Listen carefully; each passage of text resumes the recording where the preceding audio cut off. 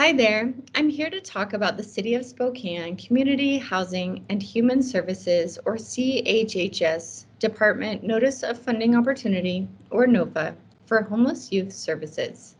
You can find the application on the City of Spokane CHHS page. My name is Mandy Chapman Orozco, and I've been a grant writer for almost 19 years. I have experience submitting several successful continuum of care applications.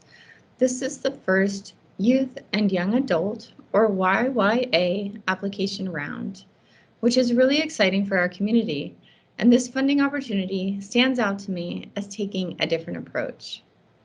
For so many opportunities I've seen in the past, awards are given to already well-staffed nonprofits and ones that have full-time grant writers to submit applications for them. The City of Spokane is welcoming new applicants who are led by and for BIPOC, impacted, and LGBTQ+ people who historically have not had access to resources like those that will be awarded through this opportunity. To support you, I'm giving some helpful insight for nonprofits that might not have experience submitting applications like this one. But applications like this are demanding in time and resources. I'm hoping to pull the curtain back a little, offer some useful insider's information to equip nonprofits to prepare a more competitive application. Any question you have can be directed to chhsrfp@spokanecity.org. You may have specific questions about the actual program, such as what are allowable costs, or which opportunity your service fits best in, and maybe you're not finding your answer in the NOFA. That is something you can ask CHHS.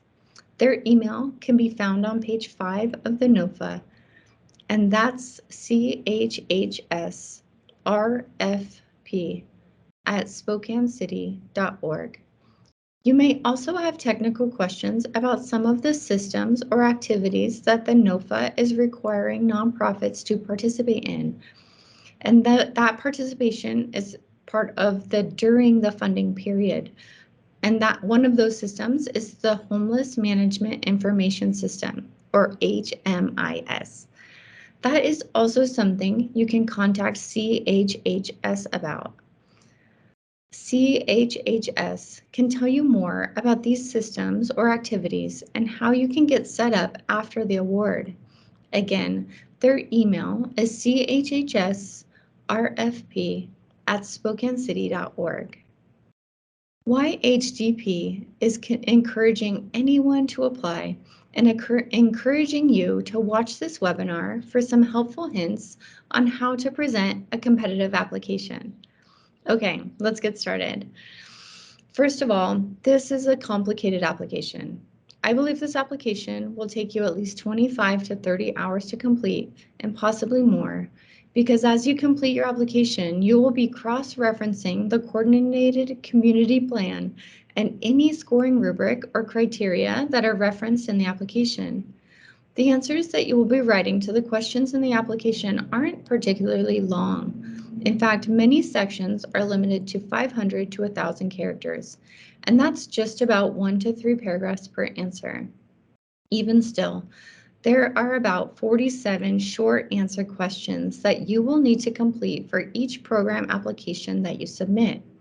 You submit one application for each project type that you are applying for: coordinated entry, rapid rehousing, host homes, supported services, and applicants are encouraged to apply to more than one project type. Applicants are also encouraged to collaborate with other providers in the community to enhance programming. We are stronger when we share and collaborate, but as you can imagine, all of that takes time.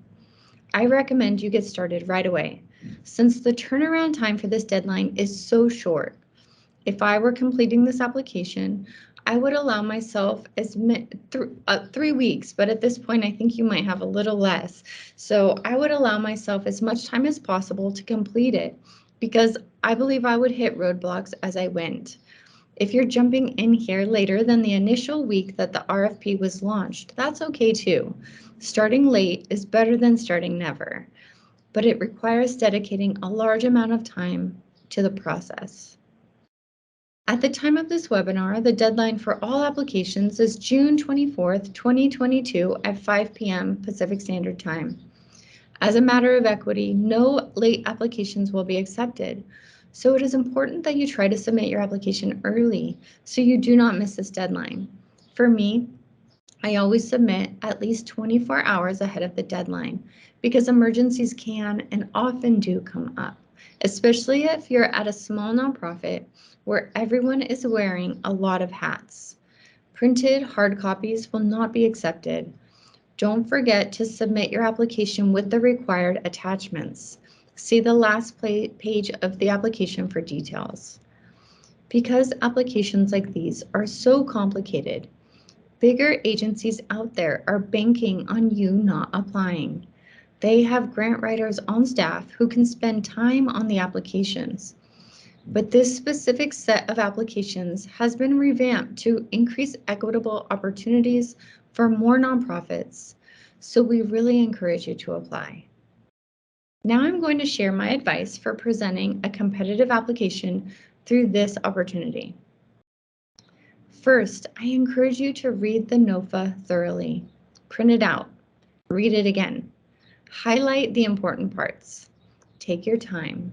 Really try to understand what the funder is trying to do here and how you can support that. Next, read the application thoroughly. And don't forget about the required attachments on the last page of the application. Tag areas in the application where you're going to need to ask someone else in your organization or on your board. Make a list of the people you are going to need to ask for support from. For example, you may find that you will need information from a leader on your program team. You may need information technology info from your IT team, and you may need financial information from your CFO, accountant, or board treasurer. Start those lists early.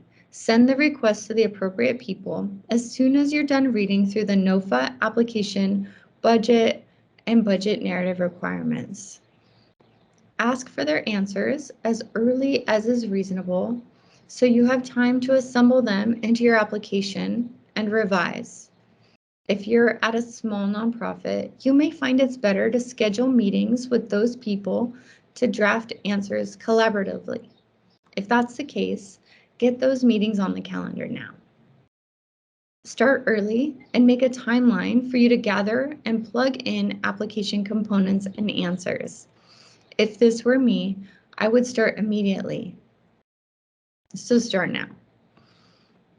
Both technical assistance workshops have already been held. If you still have questions, please email jcredes@spokanecity.org. In the timeline, you will see that the last day for interested applicants to receive CHHS staff one-on-one technical assistance is June 14th. If it were me, I would try to have a draft going and identify all of my potential questions by that date so that I can ask them. And don't be afraid to ask CHHS questions. People do it all the time. Read the budget and budget narrative requirements thoroughly. Send an email to your CFO if you have one, or your accountant or board treasurer or whoever creates your program budgets, letting them know you're working on this massive application and that you will be requesting their assistance on this very soon. It puts it on their radar.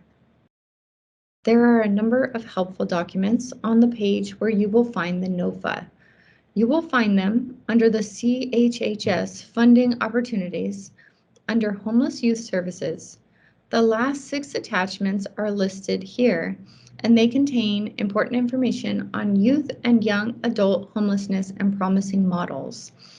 I'm referring to these 6 documents: Ending Youth Homelessness Guidebook Series, Promising Program Models, Centering Racial Equity and Youth Homelessness, safe and supportive transition to stable housing for youth ages 16 to 25, missed opportunities, LGBTQ youth homelessness in America, improving stability for youth exiting systems of care, and youth voice gold standard. These 6 attachments can help you get familiar with the terms and practices that I believe you will want to know so that you can freely talk about them and connect them to your programs and your applications. If you're still having trouble understanding them or you feel unfamiliar with them, look them up to empower yourself and your organization or reach out to CHHS for technical assistance. Answer everything in the application. If it doesn't apply to you, do not just leave it blank unless the instructions say to leave it blank if it doesn't apply. If you don't know how the question applies to you, then reach out to CHHS for technical assistance. As you go through your application, assume the reader knows nothing about your organization. The NOFA lets us know that we are encouraged to submit an application for more than one program. Let's say your organization does decide to submit an application for more than one program. There are ways that you can leverage your draft for one application to help you complete another simultaneous application. Let's talk about what you can do if you're submitting more than one program application. Here's an example. Let's say you're submitting one application for a coordinated entry program and one application for a host homes program. There are a number of application questions that overlap and that you will find across multiple applications. Let's look at section Youth, Young Adult Leadership and Involvement. You will find this section in all 4 program applications. Because this question appears in all 4 program applications, I would expect my answer to be the same for all 4 of those application answers. And I would copy and paste my final answer into all of the applications before I submit them. But there are some questions that I would change my answer slightly between my applications. For example, the question, describe any partnerships with other services or agencies that will support program and service delivery. Include collaboration with Youth Action Board and Youth Homelessness Subcommittee. You will find that question in all 4 applications. If you're submitting more than one program application, you absolutely can draft one strong answer beginning and use that same answer beginning for all of your applications. However, I would still want to include some verbiage that answers the question with the specific program in mind. In this case, you might change one last paragraph in this answer to specifically answer aspects of this program application, like CE or rapid rehousing. One way I approach this is I start drafting answers to one application, and when I'm done with one application, I copy and paste answers that apply to another application. As I edit and revise one answer, I make sure to update the corresponding answer in the other program application. As you draft your answers, remember that this is different than a philanthropic grant. This is a contract. You are applying to be a provider of services for Spokane, and you are trying to show the reviewer why you are the best organization and collective of people to do the job. You are not asking for a donation. You are offering an invaluable service and showing the reviewer that only you can provide it in this way. As you go through one single application, you might find that you're repeating yourself. It's not uncommon for applications to have questions that feel repetitive and where you're tempted to copy and paste an answer you already gave in the same application, just in a different question and answer. Don't waste your characters like that. Look closely at the differences between the questions. Determine where that verbiage is best suited and create a new answer that provides more information that more directly speaks to the other question. There are some questions in the application where a smaller nonprofit or a by and for organization is going to have a strong advantage over another bigger nonprofit. Try to answer the questions keeping in mind that you have a competitive advantage over those bigger nonprofits. Maybe you're more connected to the target population in a unique way. Maybe 50% of your staff members have lived experience with youth homelessness. Maybe 75% of your staff members are BIPOC. Maybe 100% of your staff members identify as LGBTQAI+. Maybe youth feel more safe in your program and you have tangible proof of this. These are enormous strengths that you bring to the table and make you a very competitive applicant. Show your strengths. Tell the reviewer why you're well positioned to do this work. Answer your application like only you could answer it. You can gauge the level of detail that the reviewer is expecting for each question by the character limits. If the character limit is 1,000, I recommend you use as many of those characters as possible without going over. Leaving characters unused is like leaving money on the table. If you submit your application with 100 characters left over in any one section, you've missed an opportunity to share a little more about your good work. There are some sections without character limits, and I believe those are in the project performance and evaluation and budget narrative sections. If I were completing this application, I would take advantage of that. I would use as many characters as I needed to completely answer the question. If you have questions about eligibility, the application, or other technical questions, ask CHHS. They get questions all the time. Do not hesitate to ask, and if you ask a question and their answer isn't clear, ask a follow-up question. If you aren't sure which program you should apply to, ask. And eventually, after countless hours of work and coordination and writing and researching and editing, you are going to start seeing your application coming together. You will think it's the most amazing, perfect brainchild you have ever created and that it can do no wrong. So at this point, I encourage you to ask a colleague to review your application before you submit, just to make sure you're completely clear in all your answers and that you haven't missed anything. My rule is I keep reviewing until I have read my proposal or application through without having to make any major edits. Thank you for listening, and again, please reach out with any questions.